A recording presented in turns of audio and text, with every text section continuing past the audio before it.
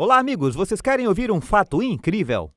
Em novembro de 2019, um ladrão de casas em Rochester, Nova York, achou que havia encontrado um alvo fácil. Ele ia invadir a casa de uma senhora solitária de 82 anos, maltratá-la um pouco e pegar dinheiro para drogas. Ele começou batendo na porta, dizendo que precisava de socorro. Ela percebeu que havia algo errado e ligou para o 911. Eventualmente, ele chutou a porta e teve a surpresa de sua vida. Ele foi espancado com uma mesa. E enquanto estava no chão, ele foi espancado com um grande frasco de shampoo e com um cabo de vassoura. Ele ficou feliz quando a ambulância chegou para resgatá-lo. De Willie Murphy, que era uma bodybuilder profissional, que com 82 anos conseguia levantar 102 quilos. A Bíblia diz que Deus dá força aos fracos. Falaremos sobre isso nesta apresentação de Apocalipse agora.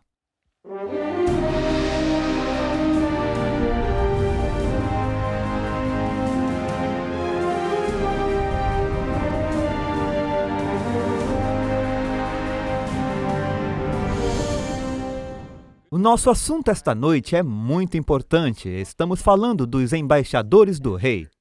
E como sempre, gostamos de começar com um fundamento no Apocalipse. Se formos até Apocalipse 7, nós tocamos nesse verso muito rápido, mas eu prometo que iremos um pouco mais fundo. No capítulo 7 de Apocalipse, ele fala sobre os 144 mil. E começa dizendo: "E depois destas coisas eu vi 4 anjos, que estavam sobre os 4 cantos da terra, retendo os 4 ventos da terra", que seria norte, sul, leste, oeste, falando de um evento global, "para que nenhum vento soprasse sobre a terra, nem sobre o mar, nem contra árvore alguma. Estes são ventos de turbulência ou conflito." Mas então ele vê outro anjo subir do lado do sol nascente e que tinha o selo do Deus vivo. E ele diz: "Não danifiqueis a terra, nem o mar, nem as árvores, não deixem esses ventos de conflitos irem." Mas agora, amigos, parece que todos os ventos estão prestes a soprar.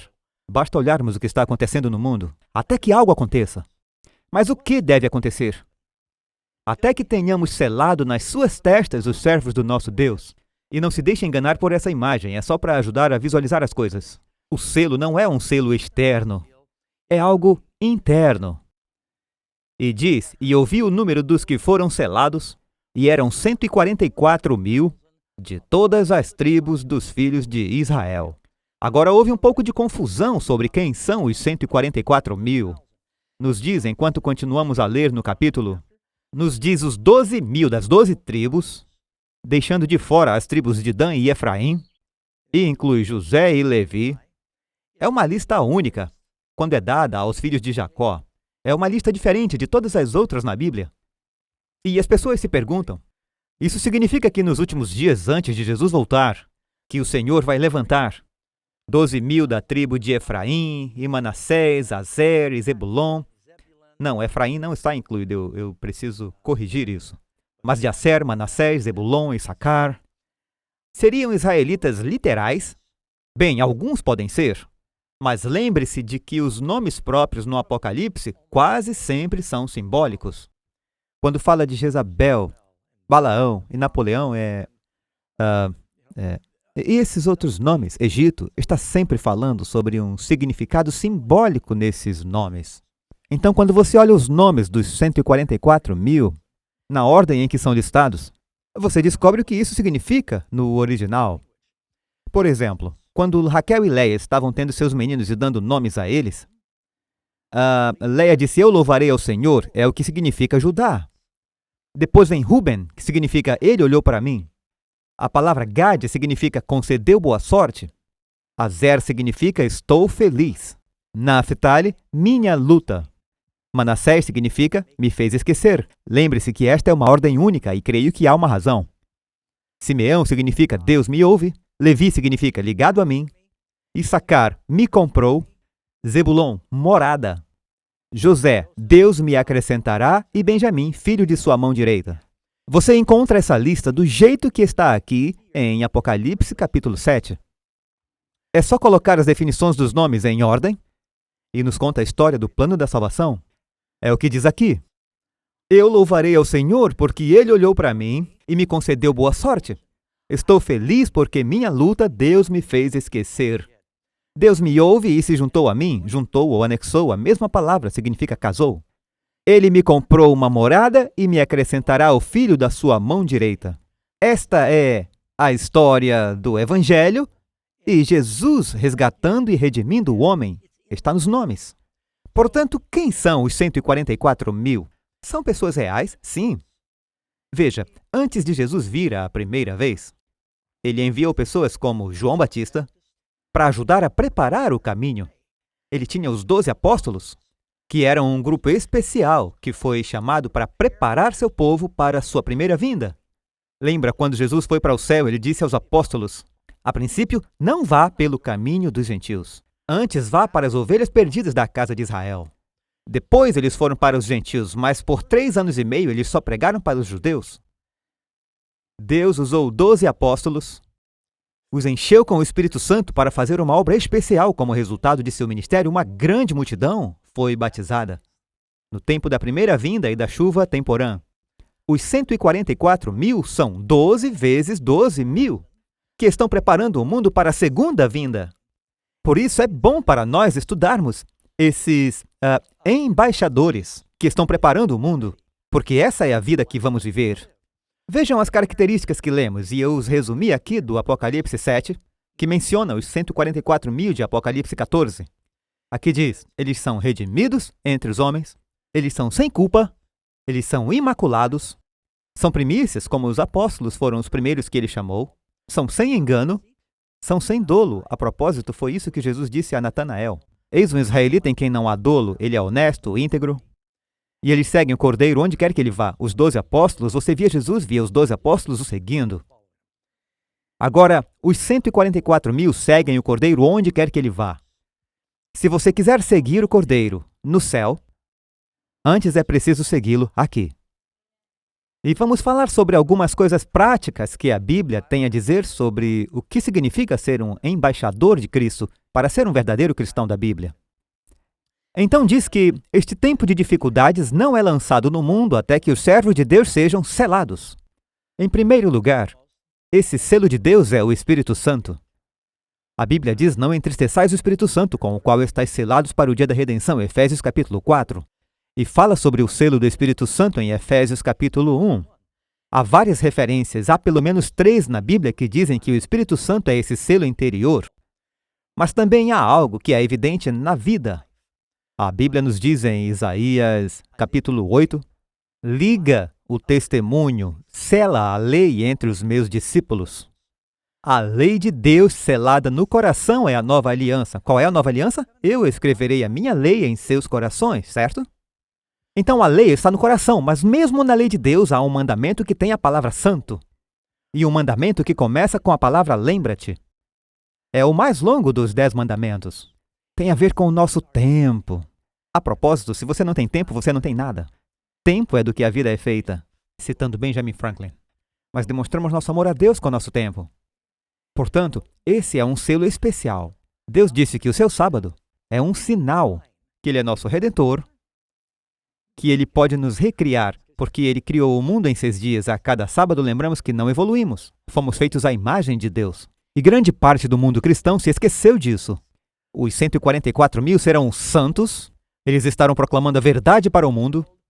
E esta mensagem, eu acho que devo dizer antes de me aprofundar, eu vou emitir um aviso de isenção de responsabilidade. Se você não aceitou Jesus, você precisa mudar de canal agora mesmo. Assista outra coisa. Essa mensagem provavelmente será carne e não leite. Você pode até se engasgar. Este programa foi projetado para pessoas que dizem, eu amo Jesus e eu quero saber como posso agradar Jesus. Então vou deixar você decidir se quer prosseguir e ir adiante só por curiosidade. Mas se você não tem o Espírito de Deus e não entregou sua vida a Cristo, se você não tem fome de saber o que agrada a Ele, na verdade você pode ficar incomodado ou interpretar mal essa mensagem. Mas eu farei o meu melhor para apresentá-lo no Espírito de Cristo. Agora vamos falar sobre como um cristão realmente vive uma vida consagrada a Deus e se a sua vida será diferente. A história que vamos conhecer é a história de João Batista. Pois foi da mesma forma que João Batista foi chamado para preparar o mundo para a primeira vinda de Jesus. Ele apresentava Cristo, ele dizia, este é o Cordeiro de Deus. Deus tem um grupo de pessoas nos últimos dias que prepararão o mundo para a segunda vinda. Você lembra quando Jesus estava falando sobre João Batista? Ele disse, João Batista é aquele que veio no poder e espírito de Elias. Mas ele disse: haverá outro Elias. Elias veio e Elias virá. Última profecia do Antigo Testamento, Malaquias 4. Eis que enviarei o profeta Elias antes que venha o grande e terrível dia do Senhor. A obra de Elias e a obra dos 144.000 será apenas para deixar a luz e o poder do Evangelho irem em um duplo poder pentecostal e preparar o mundo para a vinda de Jesus. Não todos, a maioria não aceitará Cristo. Mas haverá um grande reavivamento de pessoas que realmente viverão os princípios cristãos em suas vidas antes de Jesus voltar. Vamos falar sobre coisas práticas relacionadas a como ser um cristão. Agora, estamos olhando para João Batista e sua vida. Eu quero que você observe uma série de coisas. Cristo disse que ele era o maior dos profetas. Ele apresentou Jesus. Primeira pergunta: qual era um segredo da vida cheia do Espírito de João? João 3, verso 16, diz: eu, na verdade, batizo-vos com água, mas eis que vem aquele que é mais poderoso do que eu, do qual não sou digno de desatar. Ele aqui diz que ele vai batizar com o Espírito Santo e com o fogo. Outra coisa que notamos sobre João, aqui diz: ele deve crescer e eu diminuir. Ele era uma pessoa cheia do Espírito. João acreditava que sua missão era elevar Cristo e não ele mesmo. Muitos profetas hoje querem atrair a atenção para si e obter crédito e vender coisas. João queria promover Jesus. Ele disse: ele deve crescer e eu devo diminuir. A propósito, é um bom provérbio para nós vivermos. Se repetirmos isso em nossas orações todos os dias, eu acho que nos faria bem. Ele deve crescer, eu devo diminuir. Pecado é, no inglês, a letra do meio no pecado é eu. Pecado é egoísmo. Deus é amor. Quanto mais seguimos Jesus, mais é uma questão de glorificá-lo e elevá-lo. João Batista leu as Escrituras? Sabemos que ele orou. Ele foi um leitor da Bíblia. Onde diz isso? Você pode ler em João 1:23, quando eles disseram: quem é você? Eles disseram: nos diga, você é Jeremias, você é Moisés, você ressuscitou? Ele disse: eu sou a voz do que clama no deserto. Endireitai o caminho do Senhor, como disse o profeta Isaías.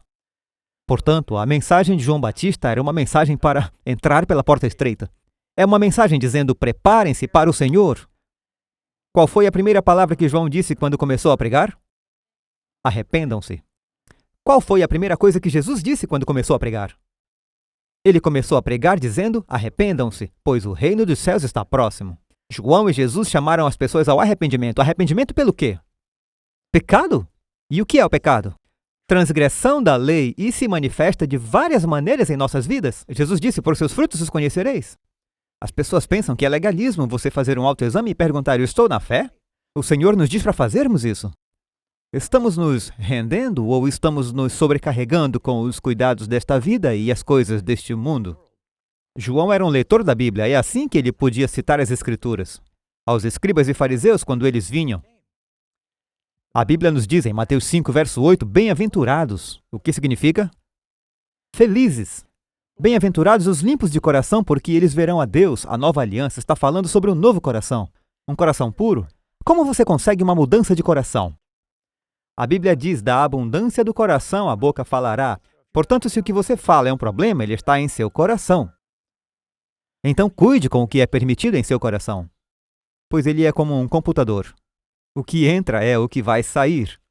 Já ouviu a expressão lixo dentro, lixo fora? É por isso que os cristãos precisam ter cuidado com o que permitem em suas mentes e em seus corações. Isso afeta quem são.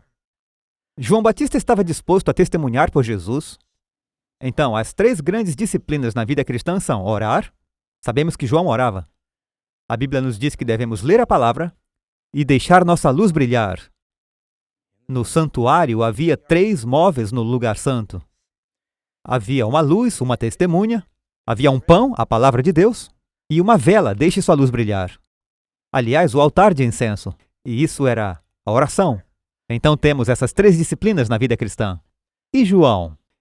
Ele apontou para Jesus, João 1:29. Na frente de todos ele disse: eis o Cordeiro de Deus que tira o pecado do mundo. Então devemos estar dispostos a apontar as pessoas para Cristo. E uma maneira de fazer isso é por nossas vidas. Agora, há uma coisa distinta que vemos na vida de João que nos mostra que ele realmente acreditava em viver uma vida de consagração a Deus. O que era uma pregação direta de João, ou devo dizer, qual foi a pregação direta de João, popular entre os líderes políticos e religiosos? Se você vive uma vida cristã, você pode ter problemas com o Estado e também com a igreja. Foi o que aconteceu com ele. Os fariseus e os doutores da lei rejeitaram o conselho de Deus contra si mesmos, não tendo sido batizados por ele. João tinha muita coragem. Sabe o que ele disse aos escribas e fariseus quando foram ao seu batismo? Estão me espionando? Ele sabia o que estava acontecendo. Ele disse, vós, raça de víboras, não é assim que se impressiona seu pastor. Vós, raça de víboras, quem os avisou para fugir da ira vindoura?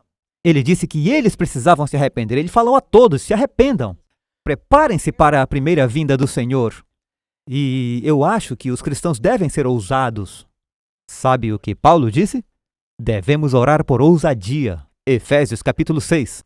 Em Atos capítulo 4, eles se ajoelharam e oraram para que Deus lhes desse ousadia, pois eles estavam sendo intimidados pela liderança da igreja e pelo Estado. Para não falarem mais de Jesus, eles disseram, não vamos ficar quietos. É a mensagem mais importante do mundo, é uma mensagem de vida ou morte. Os cristãos precisam ter esse senso de urgência. Muitos cristãos dizem, você sabe, religião é uma questão particular, não incomode ninguém, só causa divisão, não fale sobre religião. E o diabo intimidou o mundo onde temos medo de compartilhar nossa fé. João não tinha medo. Ele perturbou a igreja. Ele chateou o Estado. Ele disse ao rei Herodes, você sabe que não é lícito ter a esposa de seu irmão, isso é adultério. E a água ferveu por lado dele, ele finalmente foi preso e finalmente executado. Conversamos sobre isso outra noite. Mas Herodes, o tetrarca, sendo reprovado por ele, por todos os males que Herodes havia cometido, não apenas o adultério, Herodes colocou João na prisão. Sobre o que um cristão deve escolher pensar? Sabemos que João teve uma vida de honestidade, simplicidade, consagração a Deus. Deus está chamando pessoas, sabe, a Bíblia nos diz que João veio no espírito e poder de Elias. E Tiago nos diz que Elias era um homem sujeito a paixões como nós. Eles eram humanos, nós achamos que eles eram santos ou algum tipo de super-humano. Eram pessoas como nós, que pela fé em Cristo venceram e foram cheios do poder do Espírito Santo. Para ser um cristão, você tem que começar a pensar diferente. A Bíblia diz que precisamos ter uma renovação da mente que acontece. Precisamos ter corações puros. Como acontece? Filipenses 4:8. Tudo que é verdadeiro, tudo que é honesto, tudo que é justo, tudo que é puro, tudo que é amável, tudo que é de boa fama, se há alguma virtude e se há algum louvor, nisso pensai. Simplificando, Paulo diz, seja positivo, seja santo em seus pensamentos, em suas conversas. Há tantas pessoas que as mentes só gravitam para baixo. Elas se reúnem e são negativas, elas falam dos outros, elas reclamam. E eu me pego fazendo isso, sabe? E a gente começa a reclamar do governo ou algo assim, é muito fácil ser negativo. Mas sabe, temos que nos conter. Os cristãos são pessoas felizes, positivas. O Evangelho é uma boa notícia. Temos que ser um povo feliz. Temos que ter cuidado com o que vemos também. Não porei coisa má diante dos meus olhos, disse o rei Davi. Você sabia que 90% do que vem ao seu cérebro vem por meio da sua visão? E nos dias em que Davi escreveu isso, as pessoas não tinham tantas opções como nós temos hoje. Há muitas telas hoje em dia, eu estou pregando e vocês assistindo, vocês não podem ver o que eu vejo. Mas eu vejo 1, 2, 3, 4, 5, 6, 7, 8 telas. Agora as pessoas têm telas em seus telefones, têm telas em seus computadores, têm telas em seus iPads, têm telas em seus televisores. Eu parei para abastecer hoje e apareceu um comercial na bomba de gasolina. Todos já viram isso, certo? Eu começo a abastecer e ouço alguém falando comigo. Eu pensei que não havia ninguém por perto e a bomba de gasolina estava falando comigo, tentando me vender alguma coisa. Então estamos cercados de informações que estão absolutamente bombardeando nossos sentidos. Há uma tempestade de informações chegando. Não podemos controlar tudo isso, pois como a bomba de gasolina estamos sendo atacados por todos os lados. Mas muita coisa podemos controlar. E escolhemos olhar e ouvir coisas que não estão nos ajudando a ser puros de coração. E eu acho que talvez uma das coisas mais importantes que um cristão pode fazer se ele quiser viver uma vida piedosa é controlar com o que eles alimentam suas mentes. Tomar decisões conscientes, ler coisas espirituais. Todos os dias, a primeira coisa que eu faço é ir no escritório, depois de beber uma água. Eu vou no escritório e leio a minha Bíblia. Na verdade, eu escuto alguém lendo enquanto eu leio, daí eu tiro mais proveito dessa maneira. Então, eu leio a minha Bíblia enquanto eu estou estudando, eu dirijo meu carro e eu escuto sermões. Eu sou um pastor, mas eu sou como todo mundo, eu tenho as mesmas tentações e problemas que todos os outros têm. E eu sei que para que eu mantenha uma saúde espiritual, eu devo me cercar de informações espirituais. Agora temos sorte nesse país. Eu estive em alguns países, eles não têm TV nem rádio cristãos. E eu agradeço aos amigos da 3ABN, eles transmitem. E se alguns dos nossos amigos estão assistindo agora, eu tenho um testemunho hoje de alguém que disse que alguém que estava assistindo a 3ABN estava conduzindo ao Senhor. Então há bons programas de TV e bons programas de rádio cristãos. Agora, com o seu telefone e a internet, você pode tocar no seu telefone enquanto dirige, mas alimente a sua alma com coisas boas. Há tanta informação ruim na televisão também, e isso afeta a nossa cultura, nos afeta moralmente. A Fundação Kaiser fez uma pesquisa há anos atrás e descobriram que algumas crianças assistiam Mister Rogers, crianças do ensino fundamental. Outras assistiam desenhos violentos e reuniram todos em uma sala. E os que estavam assistindo aos desenhos violentos estavam chutando, brigando e gritando. Por causa do que estavam assistindo, afetou seu comportamento. Adolescentes que assistem a esses jogos violentos se tornaram absolutamente viciados neles, GTA e coisas assim. Eles têm casos documentados de jovens que matam policiais e que seu principal entretenimento era assistir a programas que matavam policiais. E os alunos envolvidos no massacre de Colombina, todos estavam envolvidos por uma música satânica que falava de assassinato, matar, morrer. Achamos que não vai nos afetar. Afeta! Lixo dentro, lixo fora. Temos que controlar o que assistimos, não pôr nada mal diante dos meus olhos. Eu não quero mudar o foco antes de mencionar algo. Há muitos cristãos que dizem, bem, eu sei que eu assisto a um programa de TV onde eles usam o nome do Senhor em vão e há um pouco de adultério acontecendo nas novelas e rola um pouco de assassinato, já que é um filme de cowboy. Mas eu nunca faria isso. É só um entretenimento para mim. Na verdade, isso é quase um pecado vicário. Assistir alguém fazer essas coisas. Paulo, na verdade, diz, Deus não apenas julgará aqueles que fazem isso, mas aqueles que têm prazer em quem o faz. Eu acho que precisamos fazer uma busca na alma e dizer, Senhor, isso está me ajudando a parecer contigo? Havia alguma conexão entre a vida cheia de espírito de João e sua dieta simples? Conversamos outro dia sobre alguns princípios cristãos, usando as profecias de Daniel e Apocalipse, que dizem que faz diferença o que você come, sua saúde e até sua saúde espiritual. Havia algo exclusivo na dieta de João? Diz que sim, porque não beberá vinho, nem bebida forte, e será cheio do Espírito Santo. E eu acho que está em Efésios que nos diz, não vos embriagueis com o vinho, que é dissipação, mas sim se encha do Espírito. Dirigindo aqui pela Baía de Granito, em Sacramento, você verá placas que dizem cerveja, vinho e espíritos. Temos que entender isso.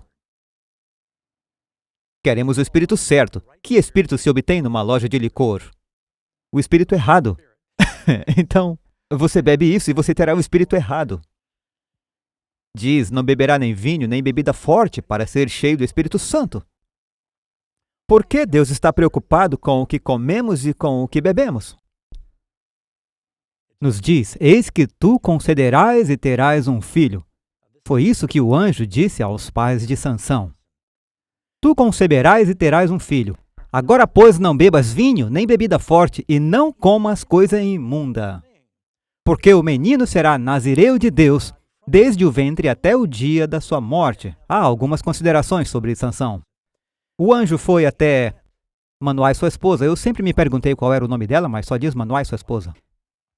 E o anjo apareceu primeiro para ela, que contou ao marido, que voltou para que o anjo voltasse, e ele disse, eu quero ver isso eu mesmo. O anjo disse, tudo bem. Ele voltou e disse aos dois.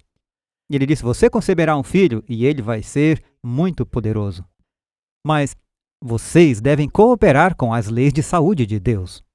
Ele será cheio do Espírito, mas ele também terá uma força sobrenatural.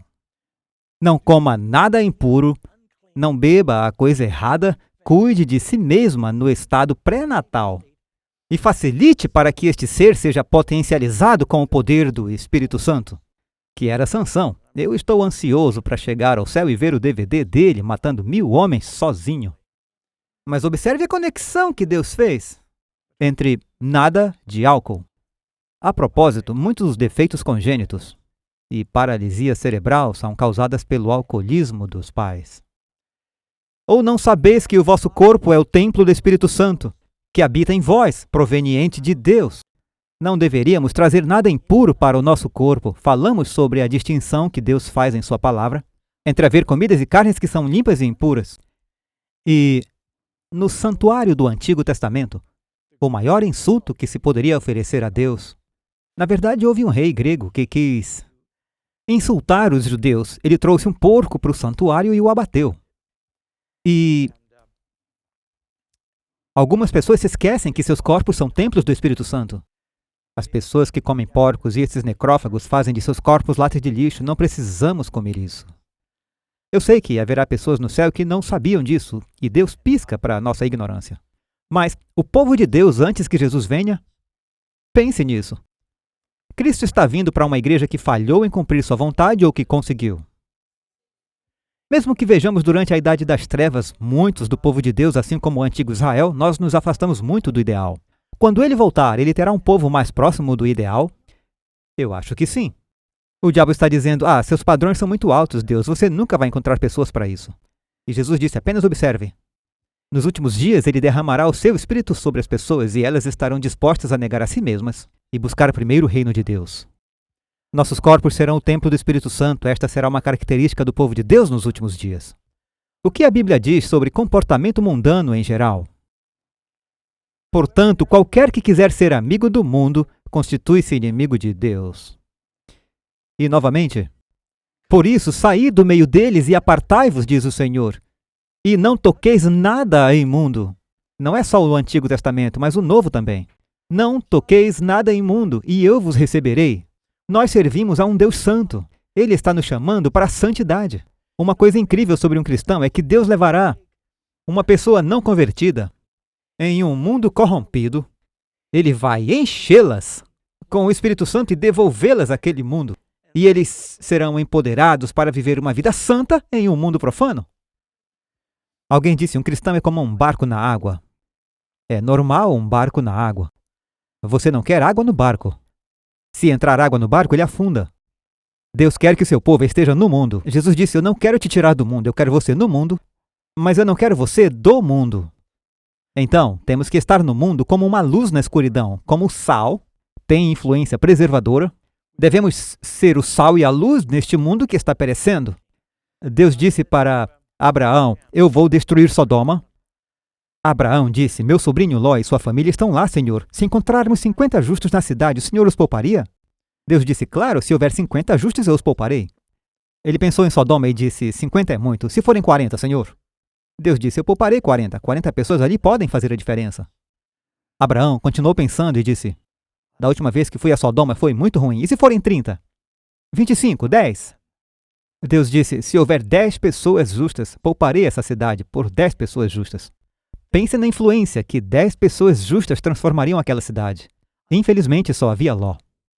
E a conversão de suas filhas foi até duvidosa. Sua esposa olhou para trás. Mas ele era um homem justo, diz em 2 Pedro: este homem justo entristeceu sua alma justa dia após dia, olhando as obras dos ímpios.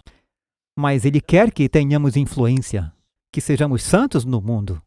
Saiam do meio deles e sejam separados.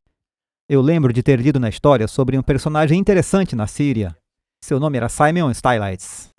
E ele foi exposto ao cristianismo. Quando ele tinha 16 anos, ele viu quão perverso o mundo era e ele ansiava por santidade. Naquela época existiam uns monges estáticos que saíam e tentavam viver em mosteiros para serem santos. Ele fez isso por um tempo, mas também não estava funcionando. Então ele foi para o deserto, sozinho. E ele pensou: eu quero me aproximar de Deus e não sei como possuí-lo. Mas ele começou a escalar pilares em ruínas. É de onde eles tiraram a palavra stylite. Eu acho que é uma palavra grega ou latina para pilar. Ele subiu e disse: eu vou ver se eu consigo chegar perto de Deus. Eu vou ficar aqui em cima. E as pessoas que o viam como um santo lhe traziam comida e ele os ensinava de seu pilar e ele não descia. E eu não sei de todos os detalhes sobre como ele lidou com tudo, mas nos últimos 30 anos de sua vida ele viveu em um pilar. 18 metros de altura. Verão, inverno, 24 horas por dia durante 30 anos. Orando, as pessoas traziam escadas para subir o pilar e pediam a ele orações. Faziam perguntas, mas ele ficava lá em cima no pilar. Mas ele não queria descer e ser contaminado pelo mundo. Deus não está chamando o seu povo para viver em um pilar. Deus quer que nos integremos na sociedade, mas Ele não quer a sociedade em nós. Em 1 João, capítulo 2, verso 15, não ameis o mundo, nem o que no mundo há. Se alguém ama o mundo, o amor do Pai não está nele. Pois tudo que há no mundo, a concupiscência da carne, a concupiscência dos olhos, a soberba da vida, não é do Pai, mas do mundo. E o mundo passará e a sua concupiscência. Mas aquele que faz a vontade de meu Pai que está nos céus, permanecerá para sempre. Deus quer pessoas que não estejam apenas ouvindo a sua vontade, mas fazendo a sua vontade. Karen e eu, em nosso pôr do sol, tivemos nosso culto sabático e estamos lendo um grande devocional, falando sobre pessoas que honram a Deus com seus lábios, mas seus corações estão longe. Deus quer pessoas que o honrem com seus corações e então seus lábios o seguirão. Porque da abundância do coração a boca fala. Se alguém ama o mundo, o amor do Pai não está nele. Eu acabei de citar esse verso para vocês. Romanos 12, 2. Rogo-vos, pois, irmãos, pela compaixão de Deus, este é o verso 1. E não sede conformados com este mundo, mas sede transformados pela renovação de quê? Coração puro, a mente. Como um homem pensa em seu coração, assim ele é. Como se consegue um novo pensamento? Uma nova entrada e o Espírito Santo. Oração, comunhão com Deus. Você se torna parecido com quem você anda. É a lei da vida. Eu me lembro de anos atrás, Karen e eu, um dia, depois da igreja, jantamos com sua família no norte da Carolina e havia um convidado interessante na mesa. E ele parecia muito com Elvis Presley. E eu fiquei intrigado. Nós conversamos após o jantar e ele compartilhou seu testemunho, porque minha mãe escrevia músicas para o Elvis.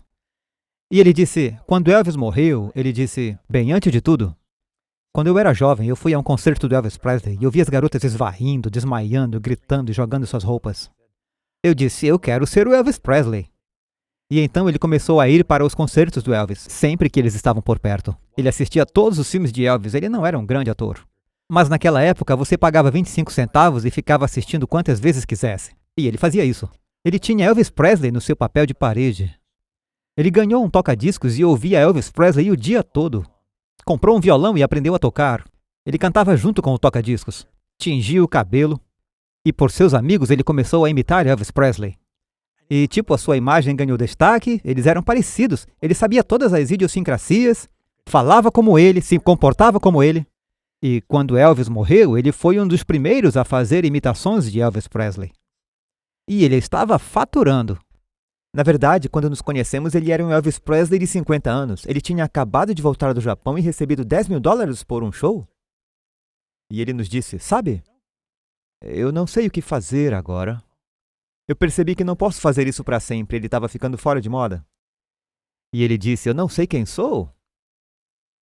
Basicamente, eu escolhi alguém que morreu por causa das drogas como meu modelo a seguir e agora eu estou vazio. E então ele foi à igreja naquele dia. E ele foi criado como cristão, mas ele pôs os olhos no mundo. E eu pensei comigo mesmo, uau! Estudando Elvis Presley, ele se tornou como Elvis Presley. E se as pessoas fizessem com Jesus o que ele fez com Elvis? Que igreja poderosa teríamos se nos rodeássemos com Cristo, pensar em seus ensinamentos? Viraríamos o mundo de cabeça para baixo.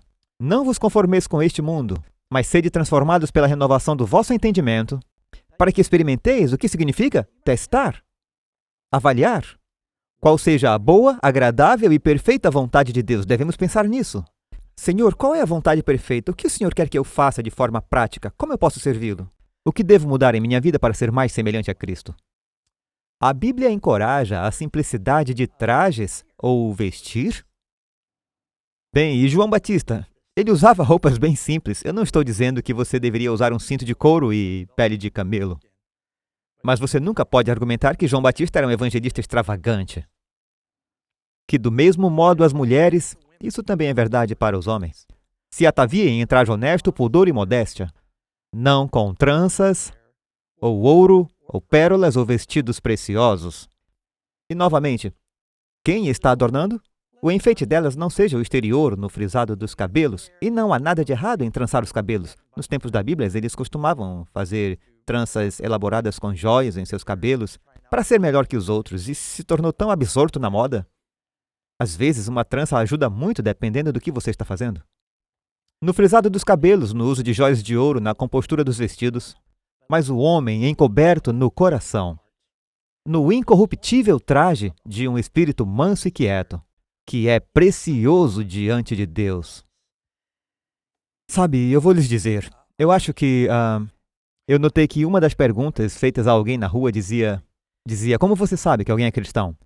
Pelas suas joias, disseram. Você entendeu? Portanto, Jesus disse para usar a cruz ou para carregar a cruz? É muito mais fácil usar a cruz do que carregar a cruz. Pessoalmente, eu acho que joias cristãs são, na verdade, uma espécie de paradoxo, pois eu não consigo imaginar Cristo usando. Eu acho que Jesus nos chama para a simplicidade e a modéstia. E o que estou compartilhando com vocês agora não é um ensinamento exclusivo dos adventistas, é algo que todos os protestantes costumavam ensinar.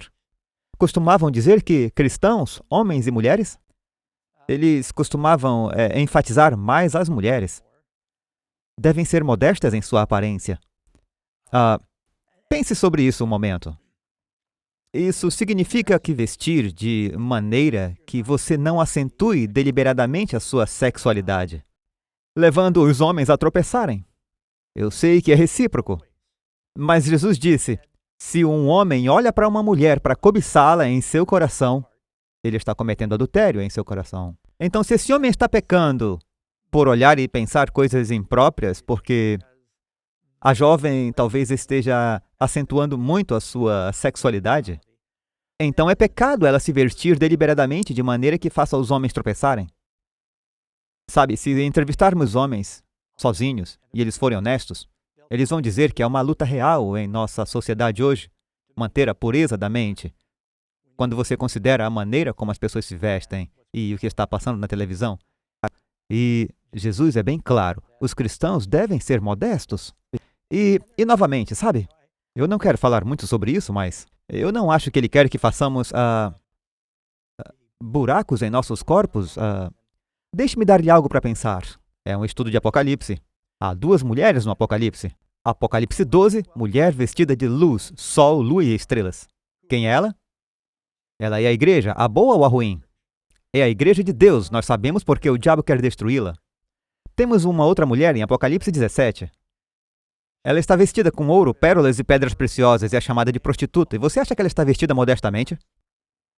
Nós simplificamos a da foto, pois precisávamos de uma versão com classificação G para os nossos programas, mas eu duvido que ela se pareça assim. A propósito, essa moça, ela é uma boa cristã. Nós precisávamos de alguém que se arrumasse para nós. Eu senti pena dela. De qualquer maneira, então, a mulher do Apocalipse 17 está descrevendo uma besta. O que ela representa? A igreja falsificada. Nenhuma dessas mulheres nunca falaram. Como sabemos quem são elas? Pelo que elas vestem. E, como eu disse, é verdade para os homens também, mas estamos anunciando o tempo todo. Pelo que vestimos, a Bíblia diz que não hajam pérolas douradas e roupas caras. Eu me lembro de alguns anos atrás, muitos evangelistas estavam nas manchetes por escândalos. Alguns deles foram descobertos por causa da imoralidade em suas vidas, e isso acontece, parecia tipo um após o outro por alguns meses. Houve um grande colapso entre muitos dos teleevangelistas, e eu tenho que ter cuidado com o que eu digo, porque, tecnicamente, eu sou um teleevangelista. Mas o problema é, eles estavam falando, todo mundo estava enviando dinheiro para eles. E eles estavam passeando de carros caros, tipo Bentley, voando em jatos particulares e usando roupas douradas, extravagantes, e alguém escreveu uma música que dizia Jesus usaria um Rolex, tornou-se uma música muito popular. E estavam zombando do cristianismo, por causa da óbvia hipocrisia desses teleevangelistas que diziam ser cristãos. Mas, com certeza, eles não pareciam estar seguindo Jesus por aí e vivendo uma vida simples. Agora, eu não estou dizendo que os cristãos precisam usar trapos. Eu espero que não se sinta mal com a minha roupa. Uma história interessante por trás desse terno. Eu não planejava compartilhar, mas Karen e eu desembarcamos em Dubai. Eu tinha 12 horas para pregar. E quando eu fui pregar, eu não percebi que eles enviaram a minha bagagem para a Califórnia.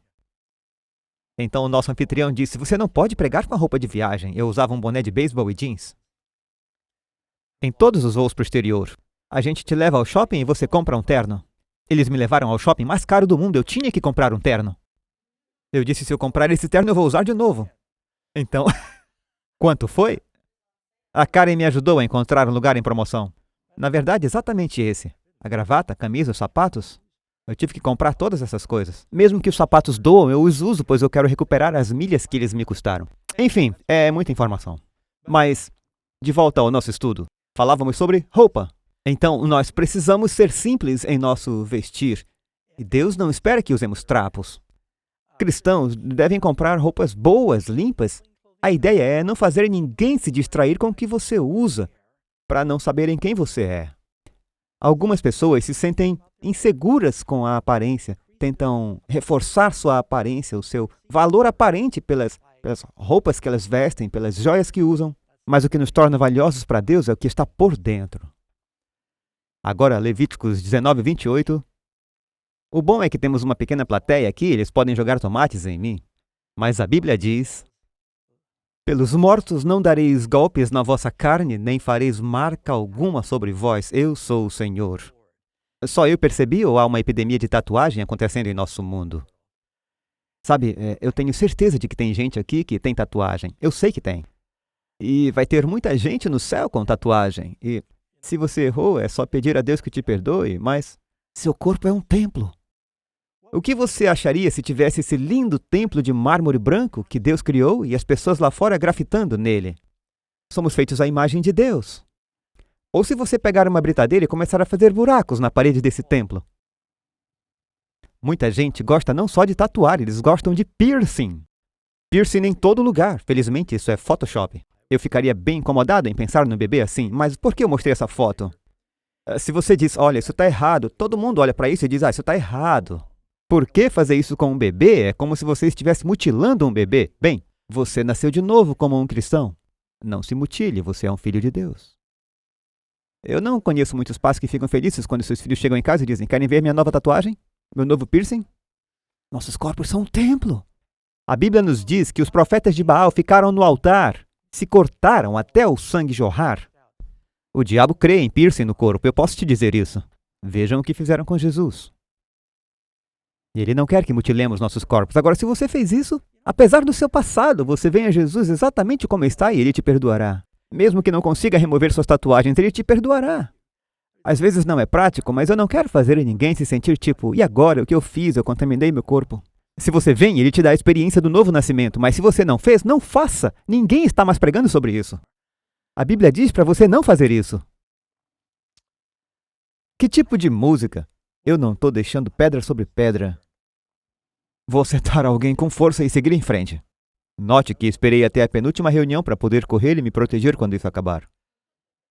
Que tipo de música um verdadeiro cristão aprecia? E pôs um novo cântico na minha boca, um hino ao nosso Deus. Agora, a música é um assunto difícil porque soa muito subjetivo, mas na verdade existem princípios que podem traçar uma linha entre o que é música apropriada e o que não é. E se você não tem certeza, fique o mais longe possível da linha. Eu lembro de quando eu era jovem, eu costumava ir a shows de rock e era barulhento, tumulto, confusão e drogas e nunca se ouve no noticiário dizerem houve um tumulto e tiveram uma debandada num show do Beethoven. Nunca disseram ainda houve um tumulto e tiveram um motim e a violência acabou com o show do Mozart. Isso é outro extremo. Eu não estou dizendo que tem que ser Beethoven ou Mozart, mas basta você olhar quando o rei Salomão ficou perturbado por um espírito maligno. 1 Samuel 16, 23. E sucedia que quando o espírito mau da parte de Deus vinha sobre Saul, Davi tomava a harpa e a tocava com sua mão, E então Saul sentia alívio e se achava melhor e o espírito mau se retirava dele. Se o tipo certo de música pode afastar um espírito maligno, é lógico que o tipo errado de música pode trazer um espírito maligno. E tem um monte de cristão por aí ouvindo o que eu chamaria de tipo errado de música. E eu sei que eu sou como todo mundo, há certos tipos de música que eu ouço talvez seja atraente para sua natureza inferior, mas eu estou dizendo que isso não está me ajudando espiritualmente. E não é só o rock. Veja, há boas músicas que podem não ser cristãs. Nem toda música tem que ser uma música cristã. Você pode cantar uma música pop? A Bíblia diz que há lugar para uma canção de amor. Tem uma na Bíblia chamada Canção de Salomão. Essas são para você e sua esposa ou seu noivo. Há uma hora e lugar apropriado para todos os tipos de música. Uma canção de ninar. Para o seu bebê dormir. Tem música para a vitória depois de uma guerra. Eles cantam essas músicas depois que cruzam o Mar Vermelho. Então há tipos de músicas para diferentes ocasiões. Algumas igrejas estão misturando tudo. Às vezes cantam o que parece uma música romântica. Eles cantam para Jesus e todos cantam juntos. Basta tirar a palavra Jesus e é sobre o seu namorado. Simplesmente não soa bem. Ou cantam uma música de guerra. E eles cantam na igreja. Soa como quando Josué veio e encontrou Moisés descendo a montanha e ele disse: há um som de guerra no acampamento. E Moisés disse: não é o som de quem chora por serem derrotados ou aqueles que gritam pela vitória. Eu ouço a voz daqueles que cantam. Foi um culto inapropriado, quando eles adoraram ao bezerro de ouro. Falando nisso, vocês sabem do que ele foi feito? Das suas joias, que eles ganharam dos egípcios, e é o que acontece em muitas igrejas cristãs. Quanto à dança, é uma boa recreação para um cristão? Bem, há danças. O rei Davi dançou diante do Senhor. Miriam liderou as damas e dançou. Note que Miriam não estava dançando com os homens. Ela liderou as damas na dança da vitória. As mulheres dançaram juntas quando Davi e Saul voltaram da vitória sobre os filisteus. A filha de Jefté saiu dançando quando ele voltou da vitória. Há momentos para gritar de alegria. Eu me lembro que uma vez eu dancei, só pulando para cima e para baixo, batendo palmas para o Senhor quando eu estudei Daniel capítulo 9. E eu finalmente entendi essa profecia sobre a volta de Jesus. Eu simplesmente não conseguia ficar quieto. Davi dançou diante do Senhor quando eles trouxeram a arca para Jerusalém. Então, vocês já foram a um casamento judaico? Há uma celebração apropriada, pelo menos nos antigos casamentos judaicos, não qualquer casamento judaico. Os homens dançam com homens, são danças talentosas, eles dançam diante da noiva, do noivo. Eu não estou dizendo que todas as danças estão erradas, mas muitas danças que acontecem no mundo hoje é bastante insinuante e fica girando certas partes da anatomia que não deveriam ser acentuadas em público. E aquele que diz que está nele também deve andar como ele andou. Eu sei que eu estou falando de muitas coisas diferentes hoje. Se você está em dúvida sobre o que fazer, pergunte o que Jesus faria. Esta é uma regra. Quanto melhor você o conhece, eu não consigo ver Jesus numa discoteca. Lá no meio da pista, as luzes piscando e ele rodopiando. Pessoas com roupas escandalosas, embriagadas. Eles me dizem: eu faço isso para exercitar, Pastor Doug. Então vá ao Clube da Saúde. Ensinando-nos a renunciar à impiedade e às concupiscências mundanas. Sim, às vezes há abnegação envolvida. Vivamos neste presente século sóbrios, justos e piamente. Deus está nos chamando para uma vida santa, amigos. Podem dizer amém? Um cristão pode jogar na loteria ou apostar? Eu disse que ia cobrir tudo isso. Pois o amor ao dinheiro é a raiz de toda espécie de males. E nessa cobiça, alguns se desviaram da fé e se traspassaram a si mesmos com muitas dores. É chocante quantas pessoas estão viciadas em jogos de azar. Estamos na Califórnia, não estamos muito longe de Reno, na Nevada. Mas você não precisa mais ir à Nevada. Eles têm cassinos indianos por toda parte. E eu aconselhei e trabalhei com cristãos que caíram nos jogos de azar e eles simplesmente perderam tudo. Eles estavam viciados, perderam sua casa, seu casamento, sua saúde, sua aposentadoria em jogos. Deve um cristão apoiar qualquer coisa que seja viciante? Muitas pessoas sequer vão a cassino. Elas apostam direto do celular. Elas começam a jogar em computadores e perdem fortunas fazendo isso. E como enriquecemos? Jogando ou trabalhando? Trabalhando fielmente, a Bíblia diz. Vos mandando isto, que se alguém não quiser trabalhar, não coma também. É um princípio muito simples. Deus abençoará o seu negócio. Aquele que se apressa em ser rico não será inocente à ideia de jogar. É tentar ficar rico às custas da perda de outra pessoa precipitadamente. E você não está realmente investindo em um trabalho ou inteligência e... Na verdade, tivemos um senhor que veio a uma reunião como esta. Ele era um jogador profissional de muito sucesso. E ele foi condenado. Agora ele está fazendo um trabalho missionário. É um testemunho maravilhoso. E eu acho que está no site de testemunhos de fatos incríveis. Qual deve ser o objetivo do povo de Deus hoje? Qual o nosso propósito na vida? Guardamos os seus mandamentos e fazemos o que é agradável à sua vista. Eu posso garantir que algumas pessoas vão ouvir isso e vão dizer: o pastor Doug está sendo legalista porque eu estou falando sobre assuntos específicos. Quando Jesus apresentou às pessoas ao Senhor e quem ele era, ele frequentemente lidava com detalhes.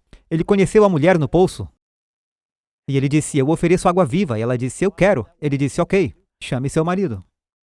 Ou, espere um segundo, vamos mudar de assunto. Ele disse: é verdade, você teve 5 maridos. E você mora com um homem com quem não está casada. Ele está sendo legalista? Ele queria salvá-la, mas ele teve que resolver o pecado em sua vida. O profeta Natã teve que ir ao rei Davi um dia e dizer: tu és esse homem. Quer dizer, às vezes temos que ser específicos. Como saber do que se arrepender, a menos que os pregadores digam fielmente alguns detalhes específicos? Temei a Deus e guarda os seus mandamentos. Porque isso é o dever de todo homem. Temos 10 mandamentos. Mas eu listei algumas maneiras práticas que você poderia usar em nosso mundo moderno. Deus quer que evitemos o mundanismo. O que os anjos farão na segunda vinda de Jesus? Se me amais, guardareis os meus mandamentos. Porque este é o amor de Deus, que guardemos os seus mandamentos, e os seus mandamentos não são pesados. Deleito-me em fazer a tua vontade, ó Deus meu, sim, a tua lei está dentro do meu coração.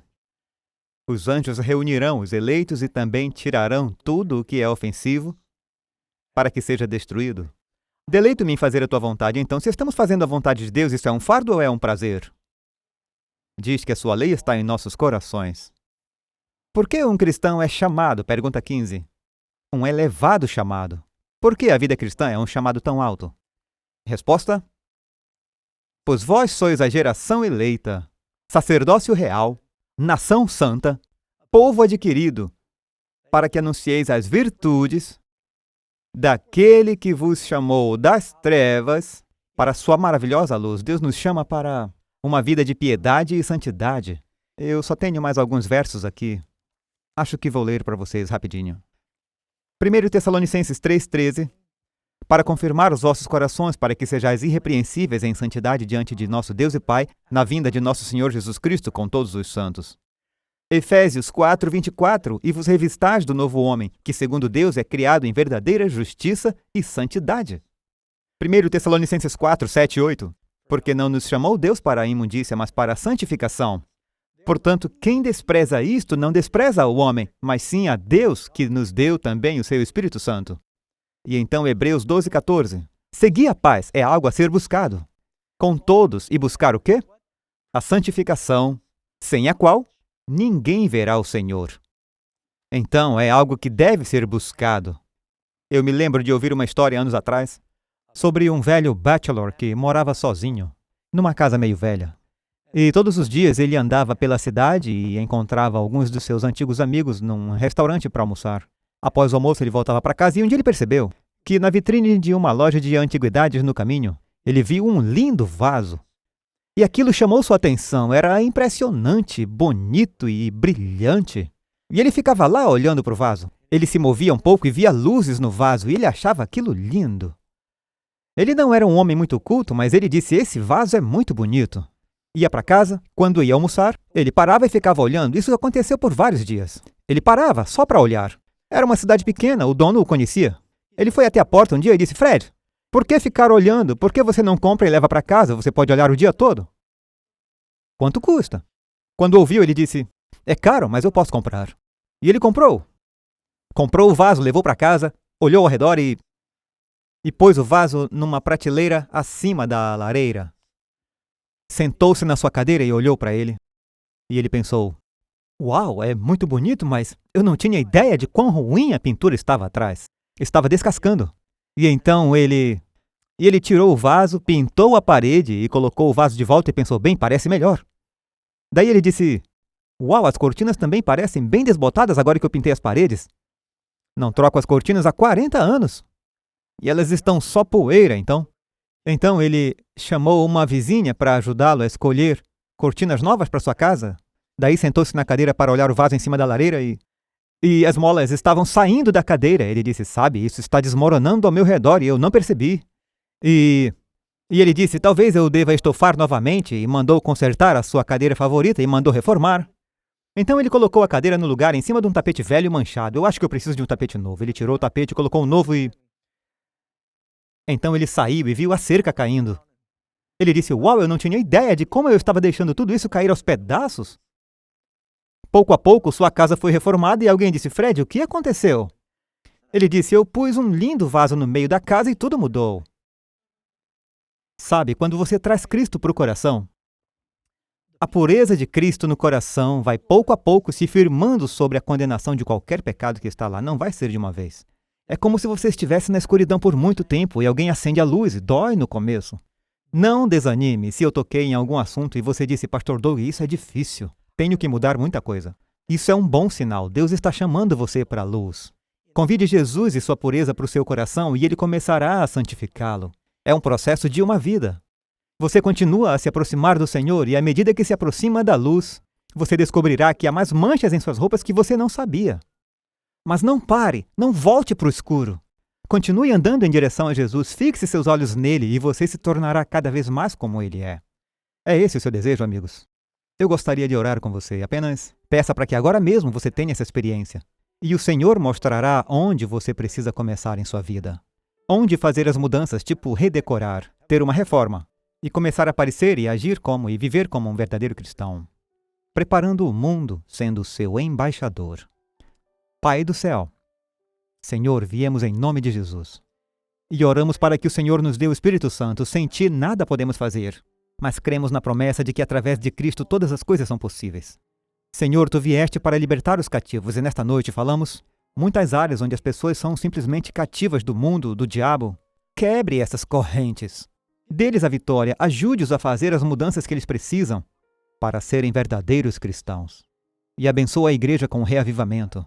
Que não tenhamos medo de falar de uma vida santa e que decidamos fixar nossos olhos em Cristo, deixando de lado todo o pecado e peso que tão facilmente nos assedia. E corramos essa corrida com perseverança, olhando para Jesus, o autor e consumador de nossa fé. E pedimos tudo isso em nome de Jesus. Amém.